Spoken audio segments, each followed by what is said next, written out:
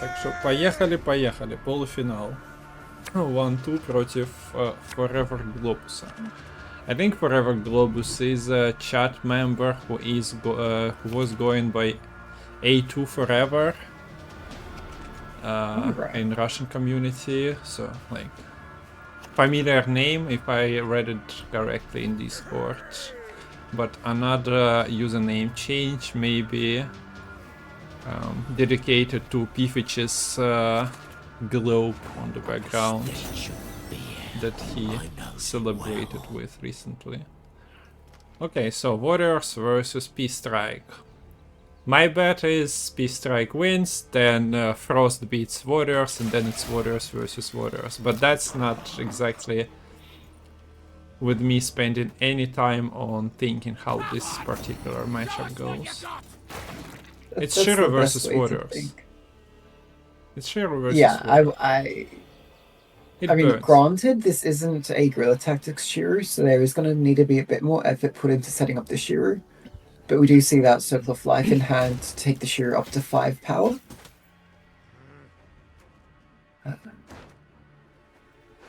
There is also Call and Council, so yeah, many ways to maybe hand buff it and then mulligan and then bring it from the call if you drew other components. Yeah. Notably, we don't have Valve in this Squirtle list though, so you're a bit harder pressed to actually find that call or the Isengrim's Council to make sure you get the Shiro to the power you want it to get to. As mentioned, there is the Udalric at 7 power, already auto triggering its its order. I'm not sure if anything exactly goes that tall in this P-Strike list though. So the reset value is it should be quite abysmal. Okay, so you have your circle on Shiro if you wish to do it. Deadpool, you can also do Philavandrel. Makes the regular play.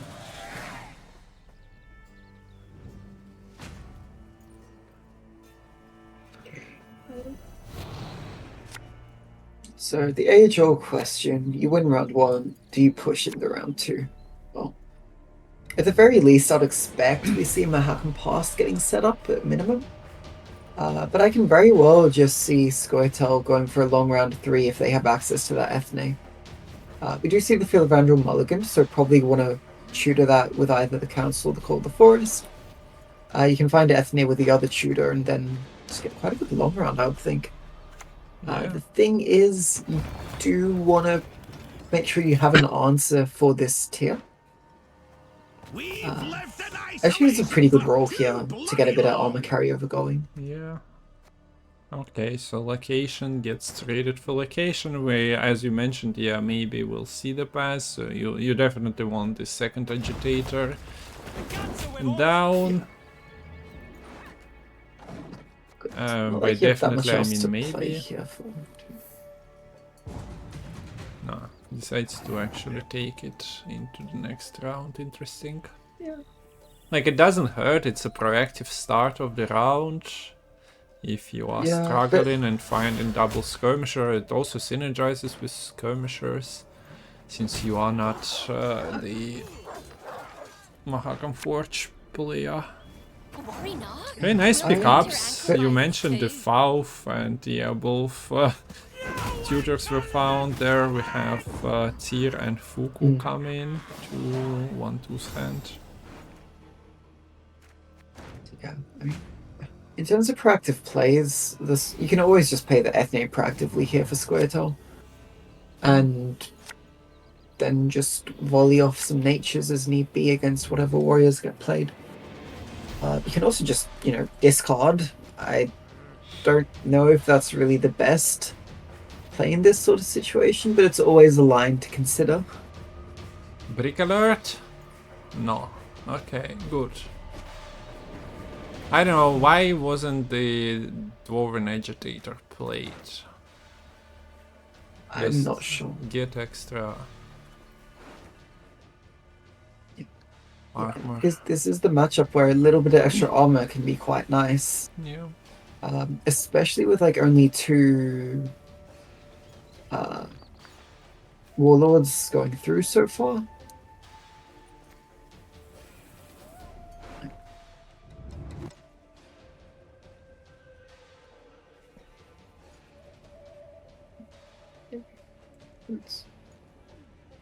Yeah, I like this early tier.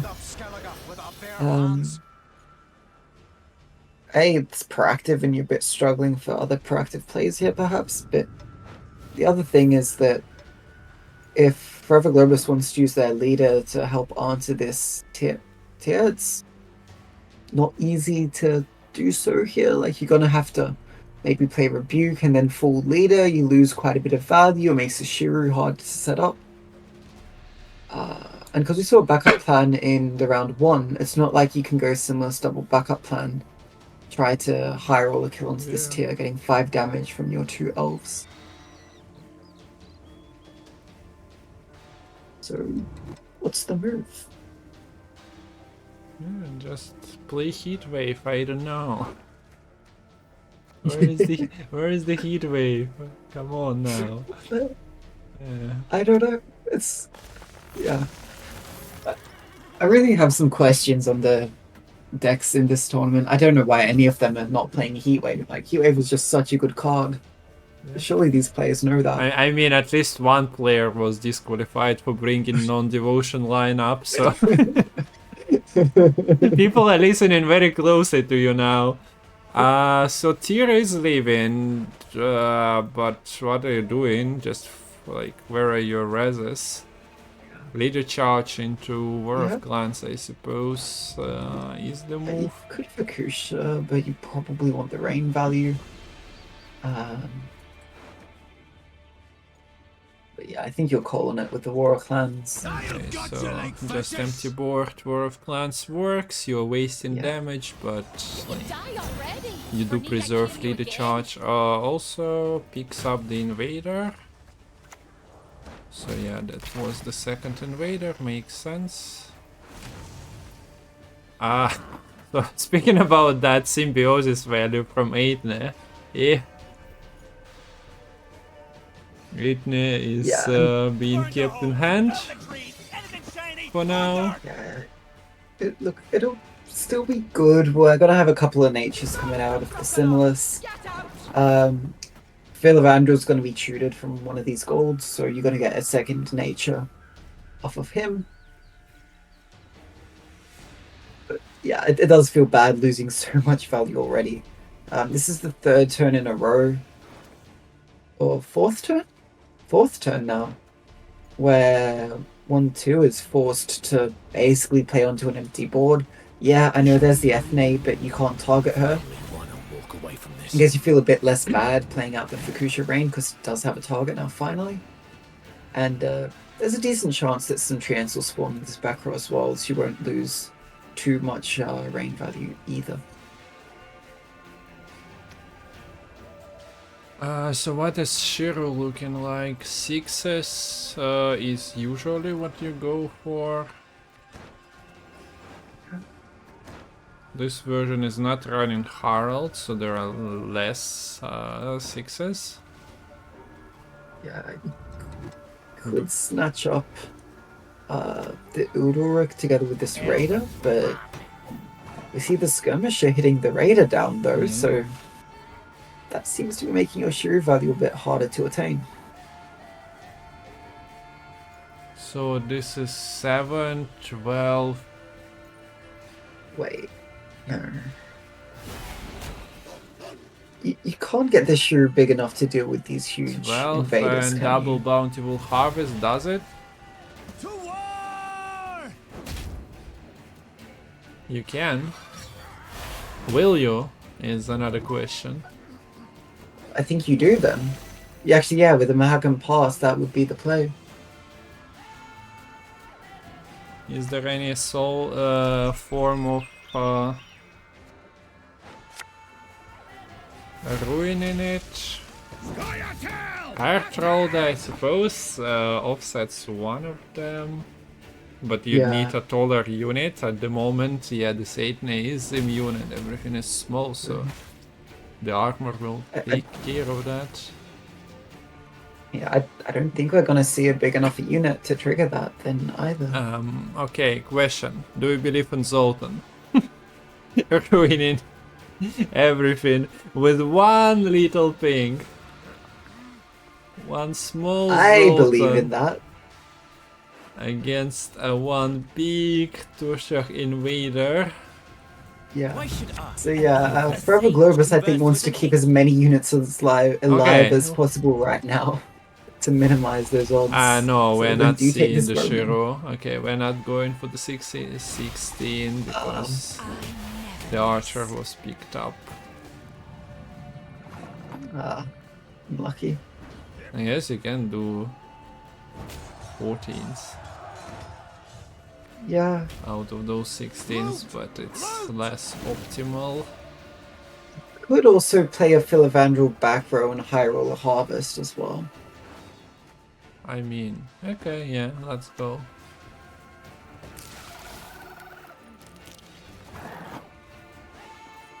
Chat, do you believe in big Shiros? He is here.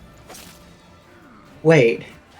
You can play the Udalric offensively to set up the Chaos Troll to misalign the invaders. Okay, No mercy! okay, very good, very good. No, what is this? Shape in nature? Yikes. Enid and Glenna!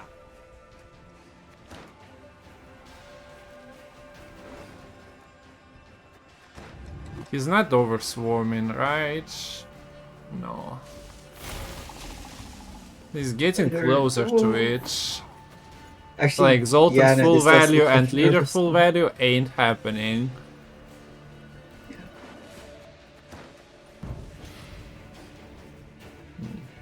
Okay, so there was the siren for the clash. Kill the son But offsetting is risky because, yeah, the Shiro doesn't have to be 16. No. Right now, though, the Shiro is looking a bit rough. Like, you're gonna have to double self-ping to get 7s. Yeah, and then there is the deafening siren, so you have to, yeah, protect.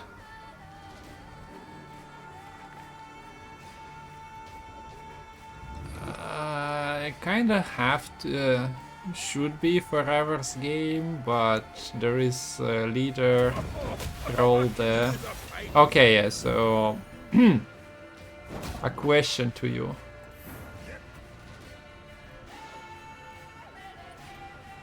Will there be enough to set up 13s? Like, yeah, self-block is not an issue,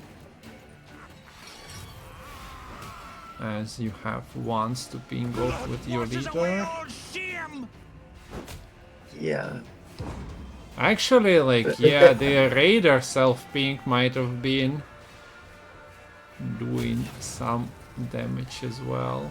So yeah, 13s are burning. What do you want?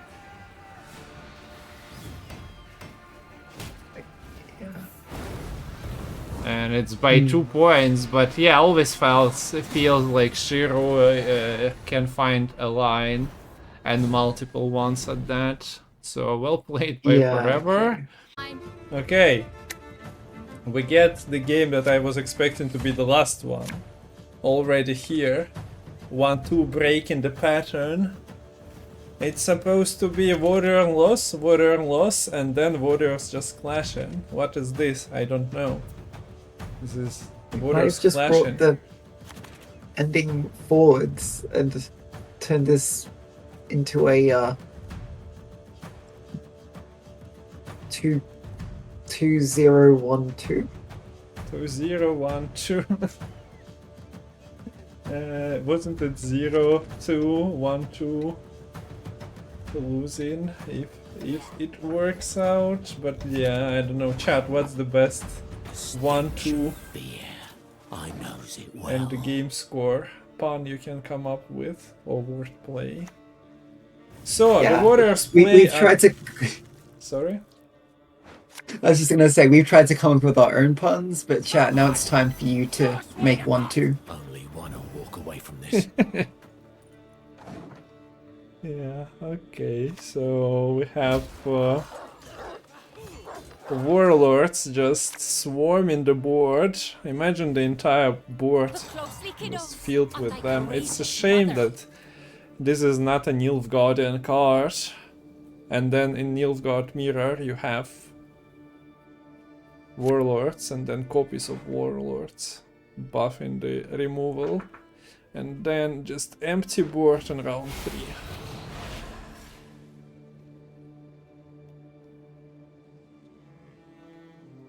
One two is kinda slacking, playing only one warlord when his opponent is playing 2. We can continue this 1-2 nonsense for the entire series. Yeah. 1-2 is 1-0 down, but will be 1-2 win 2-1. Okay, yeah, there you go for the tongue twisters and whatnot. This works.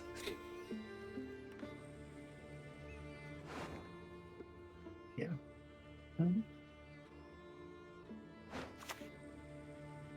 Blood for foul blood! So, I guess the slightly interesting thing is that Warlord is a low tempo play. So whilst Forever Globus has gotten additional carryover at this point, by playing one less Warlord, 1-2 has a bit more tempo. So it's being able to keep ahead right now, although Forever Globus is able to use that extra damage to clean up the opposing create Raider, get a bit of nice bloodthirst going with that as well to get them immediate zeal. Brookvale Warrior maintains the lead for 1-2. And it's time for Forever Globus to get a lead off for them 1-2. Okay, I should stop. Yeah, we even not referencing that Forever Globus also has 322 in his username, which which can be incorporated. 322 also being like a win trading joke.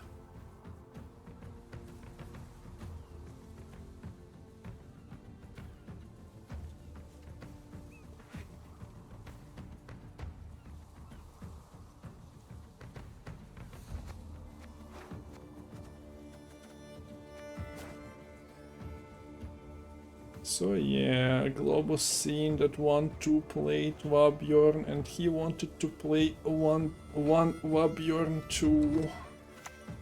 So now the trades are like, yeah, happening, but the points ain't moving. They are still below 20. And this is like a pirate's paradise. Everything is red or small and not armored. But nobody's playing Onslaught. I think somebody brought Onslaught into the tournament, but I guess they didn't really make it out of early rounds.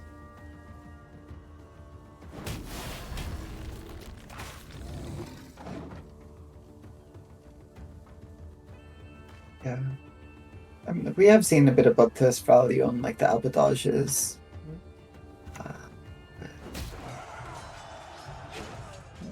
Already seeing Royal Clans in the round 1. That's when things have been dying quite a bit.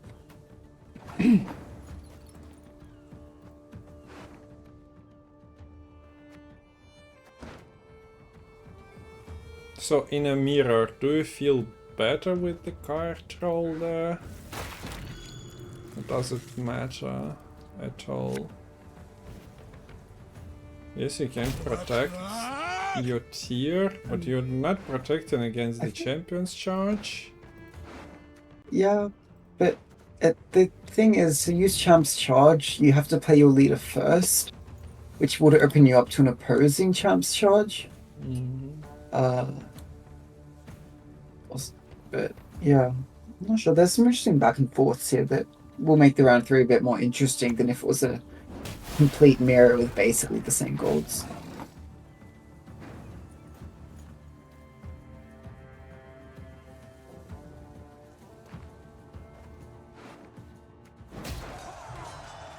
So, yeah, another Brockware Warrior coming out of the graveyard. Bam bam bam. Is this the end for 1-2? Having the golds. It might be, and yeah, finds the pass button because like card roll is such a slow tempo that you'll have to commit another gold when your opponent passes. So let's look at the hands. Both Blood Eagles are doomed. Well, tiers are different. Fukusha is present in both hands, and well, if Globus is passing, then card roll the carryover is something 1-2 is not saying no to.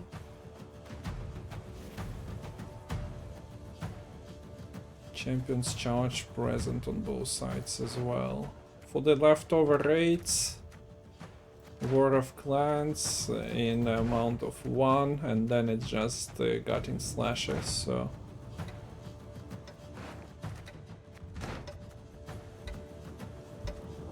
Pretty similar as far as trades in round 1 went. Although yeah, worth pointing out that only one Warlord was played.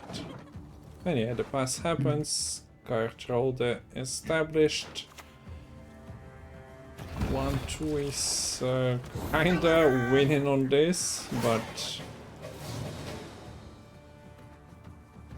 Let's see, there is still... Bran and Udalrik for golds. Yeah. Easy So Harald. the Drake Bundu would have been nice to have found already. I think it's a bit late for it to get any good value. In similar vein as like another lower cost unique gold in this mirror, I wonder what the Udalrik is going to be doing. It does get cleaned up by a stunning blow cleanly. The issue is, of course, you need to clean that Udalrik cleanly all at once, because if you don't, Yeah. if it lives on like 1 or 2 power, then it's just even better.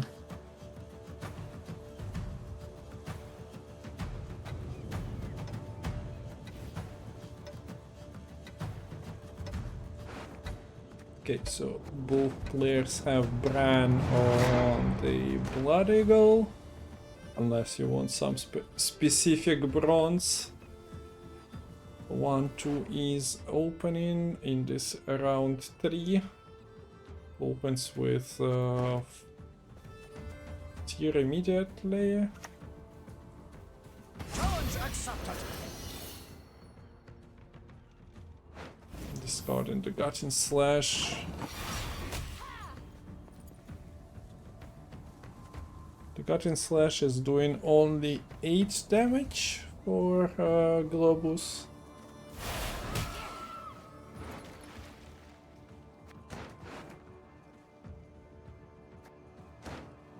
He shall be mine alone, forever.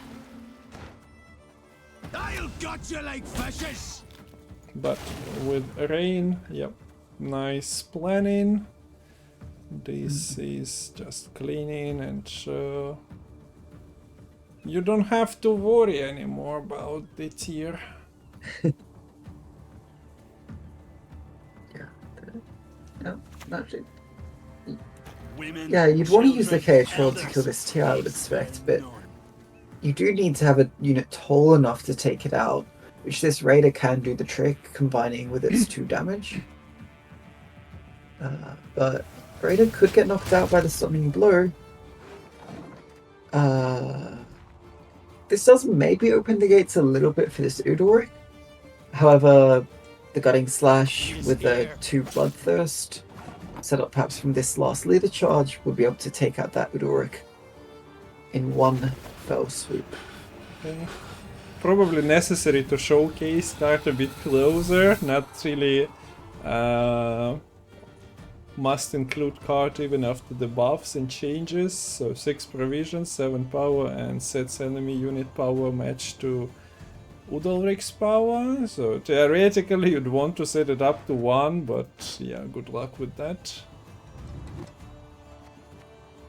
Would be perfect for Tyr's pickup unit, but without Lassay. It also doesn't gain Zeal on Berserk. A bit too conditional. On paper, I prefer most of Gwent cards being like with conditions similar to this and not just the point slam, but Yeah. it's just then becomes a different game where just you sit with your fingers crossed hoping that something survives and something works out.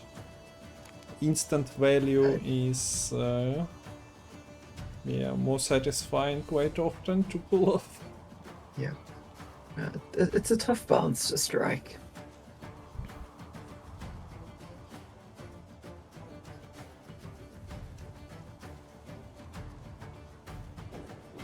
Hey, your legendary meatball! Welcome to the semi-final of the last Witcher Lilith tournament, Devotion 1. How we are doing?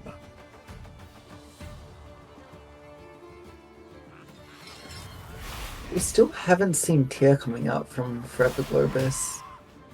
I wonder what will get discarded, if it is the slash or whether it's going to be, say, the phrase blessing. It's probably phrase blessing, honestly, like you're not expecting this to work out for you to get double tier value. Yeah, I would expect not. Wait, what did get a Raider, I suppose? Yeah, just got in slash to take out that Raider. Yep, just the Harald prevailed and I was not certain. They're both sirens being taken out by that rain is a bit worrying for 1-2 being able to actually get Bloodthirst going with this champ's charge. We serve her who is virgin, mother, and crown. Yeah, this was announced as the last one about like a month ago, I suppose. Oh, look. Udalric. Broken card.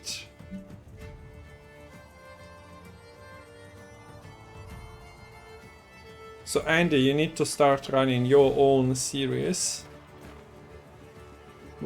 You even have a team of casters ready to like cast. We just need organizers and sponsors for to motivate players to join. Other than that, we can run with it. I don't mind occasionally casting, especially if it's like 1-day events with only 4 players participating. I can't run. Well, see, you just need to give the money and do the admin work. You don't even have to stream yourself, as seen by Lilith dodging the